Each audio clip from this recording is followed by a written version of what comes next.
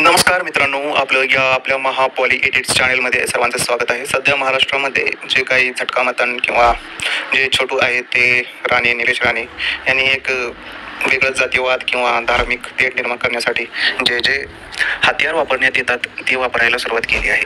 अर्थातच याला गृहमंत्री देवेंद्र फडणवीस यांची परवानगी असणारच, त्याच्याशिवाय हे पान हलणार नाही किंवा हे पाऊल राणे उचलणार नाहीत.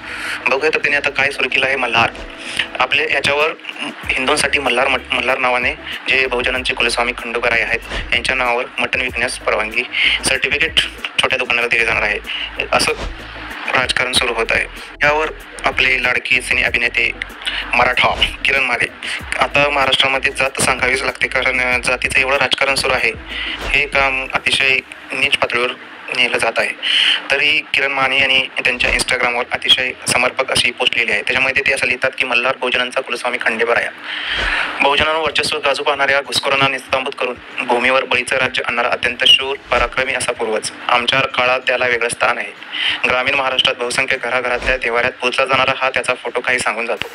महाराष्ट्र शासनाला आमच्या या पूर्वजाचं नाव द्यायचं असेल तर देशासाठी पराक्रम गाजवणाऱ्या जवानाला किंवा समाजाला गुलामगिरीच्या जोखडातून बाहेर काढण्याचे स्वतःचे प्राणपणा लावणाऱ्या समाजसेवकाला दिल्या जाणाऱ्या पुरस्कारासाठी मल्हार हे नाव वापरावे, असे किरण माने म्हणतात. छोट्या दुकानांना दिल्या जाणाऱ्या सर्टिफिकेटवर हे नाव देऊन त्याचा अपमान करू नये. आणि हो, आता जनता जगण्याशी संबंधित प्रश्नांनी हैराण आहे की नाही. महागाई, बेरोजगारी, महिलांवर होणारे बलात्कार, रस्त्यात दिवसाढवळ्या पडणारे खून, स्पर्धा परीक्षा पेपर घोटाळा, भ्रष्टाचारी, गुन्हेगारी, मंत्र्यांची मनमानी, अशा अनेक गोष्टींना सर्वसामान्य जनता त्रस्त आहे. त्यावर बोलू नये म्हणून असे बिनकामाचे वाद उकरून काढून आम्हाला उल्लू बनवण्याचे हे नितेश राणे हे करत आहेत. तर तुम्हाला काय वाटते, नितेश राणे बरोबर आहेत की किरण माने? आपली प्रतिक्रिया ही कमेंट शेअर करून चॅनलला सबस्क्राईब करा आणि हे चॅनल जास्तीत जास्त पोचवा. जय हिंद, जय महाराष्ट्र.